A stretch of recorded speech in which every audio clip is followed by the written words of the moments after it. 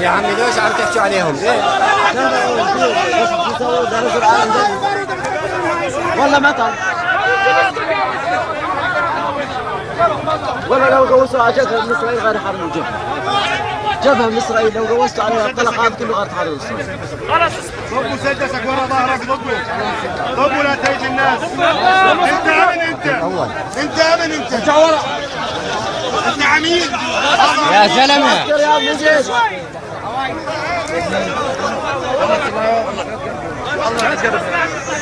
لازم الرقيب بكون هيك شويه يعني. يا اخي انا مش عبيانك عبيانك المسدس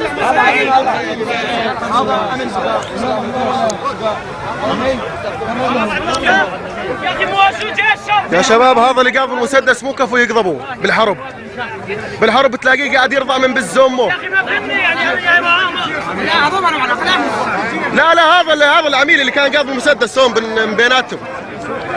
هم كل الرقبه نفسيات كانوا بالجيش عندنا يعني. الرقبه يا اخي كمان كلهم ابو كلها نفسيات، كل شيء صف ضابط نفسيه كلهم وينك هذول كلهم وينك عبد مأمور بالصرمايه هذا كله. الله وكيلك ما واحد يرجع مترين لورا وينك والله كله هذا وينك هذا كله موجود هنا بالصرمايه موجود.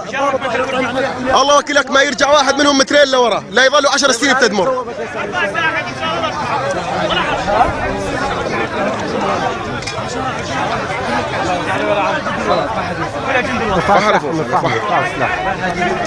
انت بدك تقوسني قول لي بدي اقوسك لا تجيني غدر بس. خلي باروتك مش مثل الشباب لا مبين عليك صار لك كم يوم بالجيش يعني. بس يقول لكم اطلقوا النار بلشوا. والله يا شباب تعب حالك حط جناد